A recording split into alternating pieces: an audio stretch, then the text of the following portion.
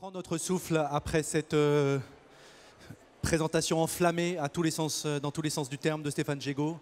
On continue à faire le tour de France de ces cuisiniers, cuisinières, restaurants qu'on va mettre à l'honneur pendant ces 3 jours. On va changer d'univers aussi, on va avoir la chance de vivre un très beau moment car vous allez comprendre qu'il se passe quelque chose d'absolument essentiel du côté de Lourmarin, juste à côté en tout cas. Donc je vous invite à les applaudir très très fortes, toutes les deux et tous les trois d'ailleurs, Nadia et Reine Samut de l'auberge de la Fénière à Cadenet-la-Fenière, juste à côté de Lourmarin dans le Luberon, accompagnés d'Ernest. Bonjour. Bonjour mesdames, comment ça va? Ça va très bien. Ça va bien. Bon, merci d'être là. Vous êtes toutes les deux, vous êtes tous les trois. Il en manque une. Elle n'a pas pu venir malheureusement. Elle nous a fourni. Mais elle vous a fourni justement. Bon, comment ça va toutes les deux, l'une et l'autre, et comment vous sentez aussi cette émotion d'être ensemble sur cette scène? Vas-y. Ah, mais on est fiers, on est heureux. Ça va bien, on est encore en pleine période de transmission, on est heureuse de travailler ensemble. Je m'efface petit à petit pour laisser d'année en année plus de place à Nadia. Et voilà, et on est heureuse comme ça. Nadia a quelque chose à ajouter? Extraordinaire. Moi, j'accompagne ma mère, mon père dans la suite d'une histoire qui a duré 44 ans en cuisine, 44 ans dans un lieu de vie. Et d'ailleurs, je l'ai appelé lieu de vie, la Fenière. Et aujourd'hui, ça vibre dans tous les sens et c'est extraordinaire. Parce qu'il se passe quelque chose de très fort. On parle de transmission, mais c'est bien plus que ça. Hein. C'est-à-dire qu'il y a aussi l'idée de faire une révolution. Un lieu pour le transformer tout en conservant son âme. Comment on fait justement qu'on se retrouve avec ce poids et cette responsabilité? Chez moi, ça n'a pas vraiment été un poids, parce qu'on vit à 4, ma sœur n'est pas là aujourd'hui, mais on vit en famille avec beaucoup d'émotions tout le temps et on partage. Et nos parents ont énormément bossé, donc ils n'étaient pas toujours avec nous, mais ils nous ont laissé cette chance d'être nous-mêmes et de nous dire allez chercher le meilleur de vous-même à chaque fois que voilà, vous allez faire ce que vous allez faire. Moi, je n'étais pas préposée à faire de la cuisine du tout. C'est-à-dire déjà, je fuyais ces casseroles et ces cuisines parce que j'étais allergique à peu près tout ce qu'elles faisaient. mais malgré tout, j'ai eu une éducation culinaire et une éducation finalement de table et de l'amour qui est tellement grand que en fait, je suis là et bien ancrée dans cette histoire de cuisine. Reine, quand Nadia disait qu'elle ne pouvait rien manger, comment on fait ça quand on est soi-même cuisinier? Elle est née avec une maladie cœliaque, c'est-à-dire une intolérance au gluten totale et au lactose et tout ça. Et j'ai cuisiné depuis sa plus petite enfance des produits, mais spécialement pour elle. Mais quand l'idée est venue pour elle de venir s'installer à la Fenière, du coup, elle a dit mais je vais pas pouvoir s'il y a des traces de gluten. Donc, elle a karchérisé la maison. Carrément. Et puis, elle a commencé à faire sa cuisine avec des souvenirs des odeurs ou des choses qu'elle avait pu goûter, mais avec ses produits à elle et avec ce qu'elle aimait. Bon, en tout cas, ça donne quelque chose de nouveau, au même titre que quand j'ai fait la cuisine après ma belle-mère. Effectivement, ma belle-mère, elle trouvait quelquefois des choses très originales. Elle me disait, qu'est-ce que tu vas faire? Des brochettes avec les petits pois? Ou bien, enfin bon, c'était comme ça, c'était étonnant. C'est ça, c'est aussi le changement de génération et c'est très sympa. Bon, aujourd'hui, donc, cette maison, comment on peut la décrire et comment on peut la définir? Je pense que c'est déjà un lieu de vie, un lieu qui vibre de cette vie d'échange, de partage. Moi, j'ai plusieurs vies, plusieurs casquettes, plusieurs envies, et je vais au bout de tous mes engagements. Donc, je suis autant prof d'université sur les sciences gastronomiques à Polenzo en Italie, à Slow Food, que chef d'orchestre de ma maison et chef de cuisine à quelques moments aussi, mais je fais surtout de la recherche et du développement en permanence. Et du coup, dans ce lieu, quand on vient y vivre quelque chose, je crois qu'il y a un petit bout pour chacun, et surtout, ce que j'aime, c'est l'inclusion, le partage, l'envie de dire qu'il n'y a aucune stigmatisation et qu'on se régale, quoi, tout simplement. Donc c'est un lieu de vie. Voilà. Mais il s'est passé aussi quelque chose de fondamental quand tu as repris cette maison. C'est aussi, et Ernest n'y est pas étranger, de passer d'un restaurant sans à un restaurant avec finalement. C'est-à-dire de faire de toutes ces contraintes quelque chose qui pouvait être forcément vécu difficilement, en tout cas comme une contrainte aussi pour ceux qui venaient chez vous, finalement comme une force. Et ce restaurant ne se présente pas du tout comme un restaurant sans gluten, sans ceci, mais avec des engagements, des valeurs et des produits à faire découvrir. Je crois que ça, c'est complètement mon éducation et ce qu'on m'a transmis chaque jour depuis que je suis née, en fait. C'est cette passion du produit, d'aller toujours plus loin chercher, d'aller toujours plus loin rencontrer et comprendre ce que font les gens. Et moi, en fait, je suis allée chercher du produit avant de chercher du sang. Je suis allée chercher le produit qui allait vibrer et celui que j'allais pouvoir transmettre. Donc oui, je cuisine avec des produits extraordinaires, mais ils ne sont jamais sans, en fait. Ouais. Alors justement, qu'est-ce que vous avez eu envie de nous ramener de lourd marin ? Eh bien, on a ramené plusieurs choses dans nos valises, mais pour le coup, on a ramené ce pois chiche, cet or incroyable, d'abord qui permet de régénérer les sols, mais le corps et l'esprit aussi, comme je dis. Tu sais qu'on en a mangé, alors pois chiche et sarrasin, il y a 1 heure avec Christophe Haribert, sa petite tartelette. Je ne sais pas si tu as entendu le compliment qu'il a fait sur tes farines, mais merci. C'était très émouvant. Et du coup, j'avais envie de travailler ce couscous de poisson, qui est pour le coup, nous, on est la 3e génération de femmes donc en cuisine, et c'était ma grand-mère qui faisait ça, puis ma mère qui l'a ressenti et retranscrit, et moi maintenant. Et j'avais envie de partager ce plat avec elle, parce que pour moi, c'est plus qu'un honneur de le faire d'ailleurs ici, parce qu'elle m'a laissé le faire toute seule. Et effectivement, les gens sont très touchés par ce plat chez moi, et j'avais envie d'en parler aujourd'hui. Je confirme, je confirme. Là aussi, certains ont plus de chance que d'autres. Et c'est vrai que le dîner qu'on a fait cet été dans votre maison était incroyable. Et je pense que je vais vous demander un petit doggy bag, notamment de ce jus qui est extrêmement corsé, qui est vraiment délicieux. Et la deuxième chose, pardon, c'est que Bien j'ai sûr. travaillé une pâte à Savarin un petit peu pour raconter ce que la pâtisserie peut être quand c'est une pâtisserie qui n'est pas sans, qui n'est pas exclusive non plus, mais qui a une conscience. Et la pâtisserie en conscience, c'est mon travail aussi au quotidien, puisque j'avais aucun pâtissier qui comprenait ce que je faisais quand j'ai lancé mon travail. Ça m'étonne. Donc le travail du vivant aussi, les fermentations, le travail des farines vivantes, puisque j'ai mon moulin à Commensal, où j'écrase toutes mes farines. Et en amont, je travaille sur les filières, évidemment. Et ce travail du sucre qui est plutôt quelque chose que je viens assaisonner plutôt qu'une texture.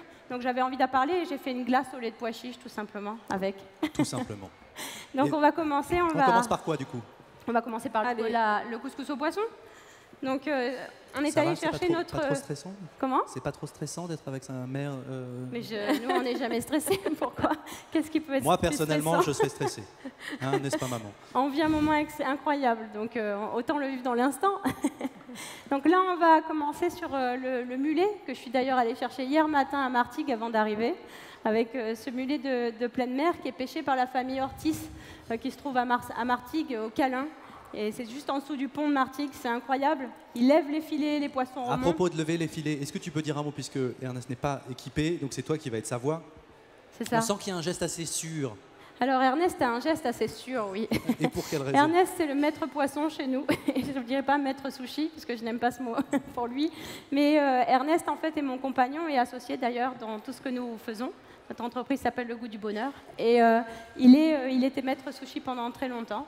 Sa famille est aussi pêcheur au Vietnam. Et tout son travail sur le poisson, et chez nous, c'est lui qui le porte effectivement, avec ses gestes très sûrs et toutes ses recherches sur les fermentations des chairs de poisson, les maturations et tout ce qu'on va effectivement produire. Est-ce que tu peux nous en dire un mot donc, de ce poisson? Pourquoi tu as choisi de ramener ce poisson-là, cette espèce? Qu'est-ce qui t'intéresse? Le mulet, c'est pêche plus que responsable, c'est engagement aussi sur la pêche durable en Méditerranée, ce qui est important pour nous, et c'est ce qu'on appelle souvent le poisson du pauvre. Mais qu'est-ce qui est pauvre en fait? J'ai un vrai souci sur cette réflexion-là.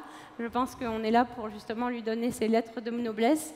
Mes parents le faisaient déjà, et à l'époque de cette gastronomie des 20 dernières années, d'ailleurs, quand maman cuisinait ce poisson, je me souviens que mon père revenait parfois en disant le mec de la Troie, il comprend pas pourquoi on sert du mulet.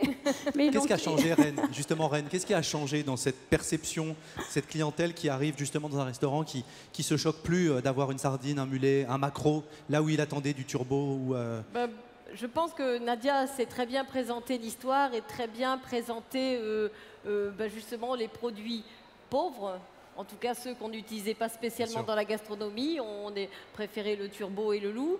Et en fait, de faire la cuisine avec du mulet, avec du maquereau ou avec d'autres poissons, ça donne, justement, ça demande une autre recherche aussi, hein. Et alors justement, vous le prépariez comme ça ou qu'est-ce qui a changé justement dans cette... Ce que j'ai changé, en fait, c'est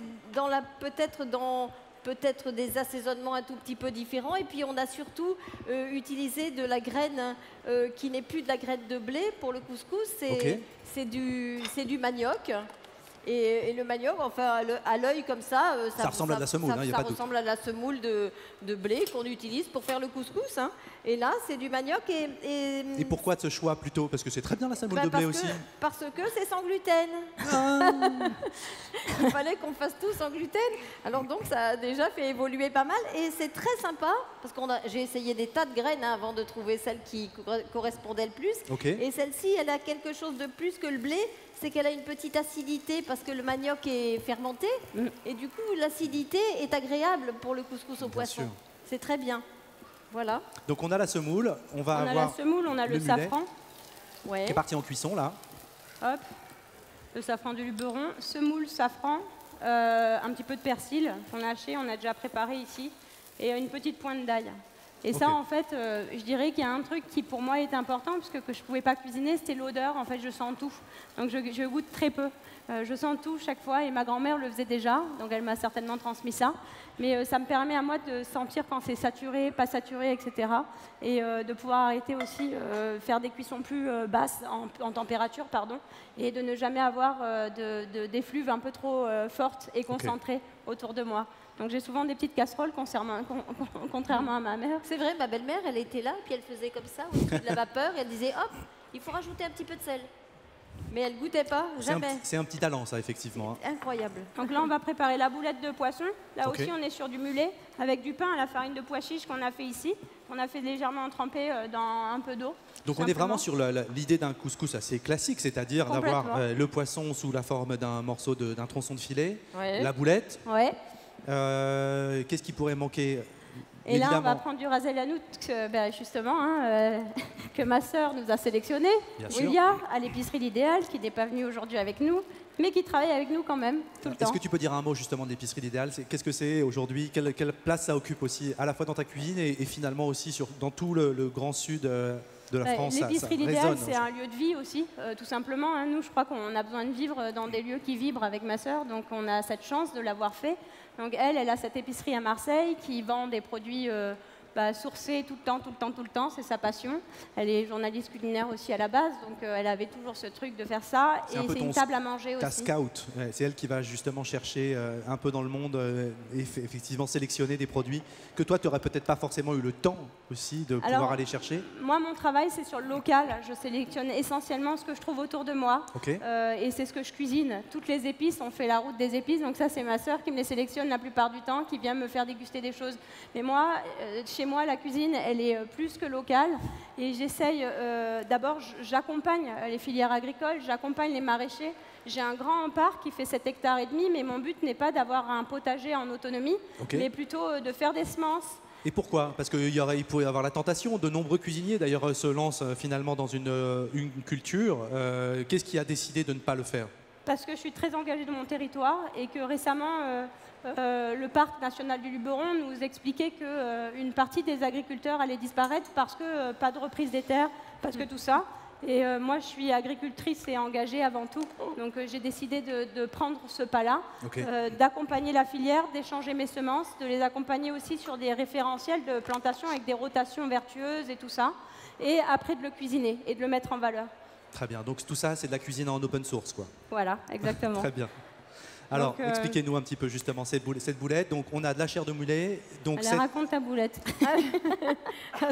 J'ai mis du pain trempé, donc du pain pois chiche, bien sûr. trempé dans de l'eau pendant un petit moment. J'ai rajouté donc la chair de poisson hachée, de l'oignon, de l'ail, du persil, Ras el hanout. Ok. et je vais mettre un peu de ras el hanout, du sel, Et et je vais en faire des petites boulettes. Est-ce que Nadia, tu arriverais à nous raconter ce qui se passe par ailleurs de l'autre côté là? Il y a eu une Alors petite... de l'autre côté, on a pris un poivron noir, pardon, Ok. qu'on est en train de faire. Donc le poivron est naturellement noir, hein, c'est sa couleur. Ou le poivron est naturellement noir, oui. hein, c'est pas qu'il a été cuit, il n'a Non, pas non, été non, grillé justement, avant. là, on le brûle à la flamme. En fait, dans ce travail du couscous, moi, ma manière de l'exprimer, c'est le bouillon, la soupe de poisson, la soupe de roche, que moi, je vais faire réduire énormément parce que mon petit plaisir dans tout ça, c'était la dernière cuillère dans la casserole de ma grand-mère. Donc, j'avais pas envie d'une soupe trop liquide. Je voulais quelque chose de très concentré, ouais. très viandard, comme une viande en fait, parce que sur mon menu, j'ai pas de viande. Et puis derrière. T'es pas allergique à la viande? Non, pas du tout, mais sur ce menu de l'été, j'avais travaillé essentiellement le poisson et le végétal. Et le végétal, ouais. Parce que actuellement, je commence à retravailler le mangalica, parce que mon éleveur avait eu des petits soucis, donc je lui ai dit on va attendre et je vais t'accompagner. Et là, il travaille avec moi d'ailleurs dans ma cuisine sur ses réflexions. Sur quel type de produit du coup? On est sur le cochon mangalica. Mais pour en faire quoi? Ah, j'ai travaillé là de l'échine et de la poitrine. Je fais des différentes cuissons. Enfin voilà, je suis en train de travailler avec lui sur. Donc ici, on a les petites boulettes. Alors mes petites boulettes que j'ai faites, là, Voilà. normalement, je les fais frire. Alors je les ai frites un petit peu là à l'arrière, donc elles sont un petit peu colorées. Et une fois qu'elles sont frites, on les fait cuire dans le bouillon. Alors j'explique le début du couscous au poisson. Normalement, on fait revenir dans de l'huile d'olive, de l'ail, de l'oignon, du persil, un petit peu de poivron. Et une fois que tout ça est bien revenu, on ajoute de la soupe de poisson qu'on a fait avant, de la soupe de roche. Et à ce moment-là, on a un bouillon qui est parfumé, un peu plus parfumé aux légumes, puisqu'on y fait cuire également des carottes, du céleri. Très peu de légumes, carottes, céleri et courgettes, c'est tout. On n'ajoute jamais plus de légumes que ça dans le couscous au poisson, parce que le plus important, c'est le poisson. C'est le poisson, là, effectivement. Voilà. Et donc, on obtient quelque chose qui est effectivement comme une soupe, mais un petit peu différente dans le goût. Et ce que Nadia fait, donc, réduire pour avoir quelque chose de plus presque onctueux, sirupeux. un peu plus sirupeux, voilà. Alors, la soupe de poisson, bon... elle me dit que j'ai ma technique, mais bon, je sais pas, moi. C'est quoi la technique de Reine alors? Je fais revenir oignons, ail, pareil. Ça s'appelle le tour de main, peut-être. Peut-être, c'est ça. Et puis, j'ajoute des poissons de roche. C'est sûr que tout est dans le poisson qu'on a choisi aussi pour le faire, hein. Et ensuite, j'y ajoute des tomates fraîches, un petit peu de vin blanc, et puis je couvre d'eau et j'attends que ça cuise. Hein, mais je mets pas d'épices particulières. De poudre de perlimpinpin. Non, j'en ai pas. Okay. Alors voilà. Et Reine, moi quand je discutais avec Nadia, le moment de cette transmission, il semblerait qu'à cet instant où vous vous êtes dit en fait j'aime beaucoup cette cuisine mais je ne serais pas capable de la faire non plus. Oui. En gros, il y a cette envie de respecter le travail de Nadia en acceptant aussi de la laisser complètement finalement récupérer cet héritage pour le transformer en quelque chose. Absolument, alors c'est pour ça que j'ai l'impression de me retrouver dans la peau de Claudette, ma belle-mère. D'accord. Je m'enlève à petits pas, mais je suis là quand on m'appelle, parce que je peux encore transmettre beaucoup d'idées, beaucoup de choses que j'ai faites et qu'elle n'a peut-être pas, elle n'avait pas envie de savoir à ce moment-là, mais maintenant elle est réceptive à tout ça. Donc je suis toujours présente, mais je ne veux pas gêner dans la progression de son histoire à elle. Et il y avait l'envie de transmettre ou il y avait aussi peut-être l'envie de terminer une histoire à la Fenière et de ne pas forcer la main à ses filles? Au tout début, mon mari et moi, on s'est dit peut-être que là maintenant, il va falloir penser à l'avenir et on va peut-être s'arrêter ou vendre ou je sais pas. Et Nadia est arrivée sur ces entrefaites en disant ah non, moi je veux venir ici, ne vendez pas, je reste. Ouais. Alors c'est là que tout a commencé. C'était il y a 6 ans ou à peu près 6 ans. Voilà, et qu'est-ce qui a été pour vous, enfin toi Nadia, le déclencheur, cette envie? C'était impossible de laisser partir cet héritage? D'abord, c'est une histoire de dingue. Nous, avec ma sœur, on est nés là, quoi. Moi, je suis née à 17h après un service du dimanche. Donc la salle à manger, c'est ma vie. Où j'avais travaillé. Pas possible. C'est vrai? Le service du dimanche que j'avais fait, oui. Oui. Félicitations. Non, mais bon, du coup, la vie est comme ça. Et cette propriété, j'y suis pas née, mais j'y ai vécu depuis l'âge de 15 ans. Et moi, mon projet est beaucoup plus... n'est pas que de la restauration. Je veux pas minimiser la restauration, mais c'est un projet qui est là pour nourrir l'autre en culture, nourrir l'autre culinairement, nourrir l'autre, d'échange aussi. Et du coup, je fais un lieu de vie, un centre de recherche et de formation et un lieu de régénération sur ce lieu. Donc, c'était la place idéale et je n'avais pas besoin d'aller chercher ailleurs. Donc là, j'ai 7,5 hectares d'un lieu que je vais bâtir, du coup, un peu plus, un écolieu. Il va y avoir du changement aussi là-bas sur place. C'est-à-dire qu'il y a des constructions qui sont prévues. Est-ce que vous pouvez en dire un mot justement sur l'avenir 2021-22, la saison à venir? 2021-22, oui, c'est donc l'Institut Cuisine Libre, que mon institut de recherche et de formation, où je forme déjà depuis 5-6 ans des chefs, des boulangers, des pâtissiers, puis des gens aussi de l'alimentaire à cette transition au-delà d'alimentaire, cette transition de pensée, cette transition écologique aussi, où je pense que je me dois de transmettre ce que j'ai reçu et ce que j'ai perçu aussi sur mon environnement. Et donc ce lieu devient ça, avec des salles de classe, avec un potager, avec un projet agricole, puisque j'accompagne déjà le lycée agricole de l'Île-Seu-Assorgue et Avignon, à côté de chez moi, qui sont les lycées agricoles régionaux. Bien sûr. Et puis on va y aller ensemble, en fait, parce qu'il faut tenir tout le monde par la main. Et je crois que plus on sera dans cette boucle, mieux on y arrivera. Mais rassure-moi, on pourra toujours aller manger un couscous de poisson? Ah, ben obligé, oui. Okay. Non, on pourra toujours manger et on pourra toujours venir chercher de l'expérience, justement, parce que mon but, c'est aussi de recevoir d'autres gens dans cette cuisine qui comprennent ce qu'est cuisine libre, que moi j'ai appelé cuisine libre, qui est libre de gluten, bien sûr, mais est libre de tout dictat, libre de tout addictif, et libre pour s'exprimer aussi sans être stigmatisé ou sans être dans aucune compétition, parce que je déteste ça, en fait. Je crois que la cuisine, c'est de l'émotion, et c'est pas cette compétition pour moi. C'est pas la course. Exactement. Est-ce que tu peux revenir sur le dressage qui est en train de se mettre en place? Alors, ici, on a mis cette semoule d'attiéké, tout simplement, donc il y a cuit à la vapeur. On la semoule d'attiéké, c'est donc le manioc. Le manioc fermenté, attiéké ça s'appelle. Il faut savoir que je travaille plusieurs semoules. La semoule de cactus également, qui est extraite de la palme de cactus de figue de Barbarie. Et en ce moment, je fais un travail sur la semoule de gland aussi, désamérisée, sur lequel on peut travailler. Le fruit du chêne. Exactement. D'accord. Ensuite, ici, donc, moi, j'apporte une amertume particulière. Ma mère aurait mis les légumes dans le bouillon, etc. Et moi, ce petit poivron, ce que j'aime, c'est décomposer l'essence, en fait, pour conduire le plaisir aussi. Mais l'amertume va révéler aussi le goût du bouillon, la force aussi. Ici, on a de l'harissa fraîche maison. Et j'ai monté cette petite harissa avec ce qu'on appelle le tohu. Le tohu, c'est du tofu. Est-ce qu'on le voit, tout ça? Mais oui, on le voit très bien. Ici, c'est du tohu. Le tohu, c'est du tofu de pois chiches. On l'appelle comme ça en Birmanie. D'accord. Et moi, je le fais là, avec ma farine de pois chiches. J'ai fait du tohu. D'accord, je me demandais ce que c'était ça. C'est une base de technique de pâtisserie pour moi, pour faire toutes mes crèmes, pour faire mes crèmes pâtissières, pour faire mes crèmes anglaises, pour faire beaucoup de choses. Non pas parce que je ne veux pas utiliser d'œufs, enfin si, quelquefois parce que je n'utilise pas d'œufs au litre, donc il faut que ce soit des œufs de poule joyeuse. Et puis, sinon, voilà, c'est ce que j'ai changé à la maison. Les poules étaient moins joyeuses avant. Voilà. Non. Et du coup, j'ai fait cette matière que je vais ensuite émulsionner. Mais donc ça, c'est censé remplacer le quoi? Le blanc d'œuf? Là, j'avais envie d'avoir un côté crémeux et le pois chiche me l'apporte. Donc, pourquoi? Parce que l'amidon, le pois chiche a beaucoup de protéines. Ouais. Donc, quand je vais monter en température ma farine de pois chiche avec de l'eau, je vais faire comme de la polenta un petit peu. Cette polenta, je la bloque dans des briques et jamais au frais. Et ensuite, chaque fois que je veux la réutiliser, je vais venir travailler mes températures, etc. Bon, je donne des formations là-dessus. Mais ça va me permettre en fait d'avoir comme ça des matières. Je vais pouvoir faire la crème du Paris-Brest que j'appelle le Paris-Lourmarin chez moi, avec cette crème de pois chiche pralinée et puis un gras que je vais créer à base d'huile de coco, huile d'olive, etc.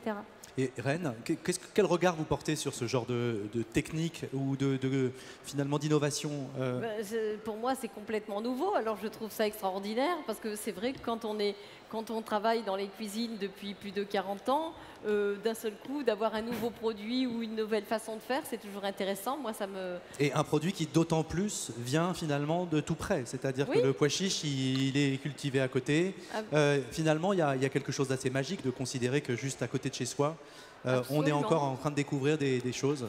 Mais c'est extraordinaire, c'est pareil partout. Je veux dire, moi, quand je voyage à l'étranger, qu'on m'appelle au Japon, au Mexique ou tout ça, je demande d'abord d'arriver quelques jours avant pour aller rencontrer les agriculteurs. Et de là, je vais réfléchir à un haricot qui va m'apporter de l'amidon, des choses comme ça. Donc moi, je fonctionne que de cette façon-là. Et derrière, je vais rechercher mes goûts du souvenir, ce que j'appelle ma palette de goûts, un peu comme d'un orgue à parfum, un orgue d'un nez. Moi, j'ai un orgue comme ça de plein de choses qui viennent. Voilà, c'est comme Les ça que nouvelles je madeleines de cuisine. Proust. Exactement. Chacun va devoir se les inventer. Excusez-moi, mesdames, mais ce plat est terminé? Oui, Donc, est-ce que vous pouvez donner juste l'intitulé? bah, comme un couscous de poisson de ma grand-mère Claudette. Eh bien, applaudissons Claudette, alors. Merci beaucoup pour elle.